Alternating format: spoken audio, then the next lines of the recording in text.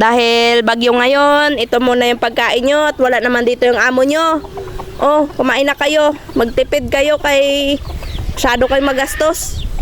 Oh, kain. Yan. Kain kayo dyan, kain. Oh. Hala. Pakain mo yung mga manok? Oo. Bakit, pre? Ano yung pinakain mo? Ano din, pre? Ito. Sapay? Sapay na naman ang pinakain mo? Ay, sapay, Di ba sabi ko sa'yo, bumakainin ng sapay yan? Ay, wala nga patuka. Ang bago-bago, pre, ng mga salakyan mo at dami pa mga appliances nyo. Puro sapay? Sapay yung Bumili na ako ng patuka, oh. Kita mo yan, oh.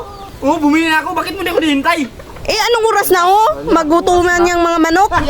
Yan, pre, ang pang-kondisyon mo. Pre, bulatihin yung manok mo. Kaya nga eh. Bulatihin yan. Yan ang pang-kondisyon. Bulatihin Bukod sa yan, ako oh. yung ini-stress, pati manok ko, ini-stress niya talaga. Ah, wala na ito, pre. Maglilipak yung manok mo. At uwi na kami. Uwi na kami, pre. Yan pinapasikat mo. Manok mo mamagandang Eh, ayaw mo pa niyan. Kulang na lang, toyo. Pagka mo? Sapay? Sapay? Ah, wala lang. Pero, pre. Kita mo itong bahog ko na to? Dali na, Bikay, naulan na.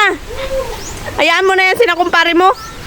Talaga, ikaw talaga ini-stress mo talaga ako. Pati yung mga manok ko, ini-stress mo. Ay, nako. Buti nga yan, may patuka pa.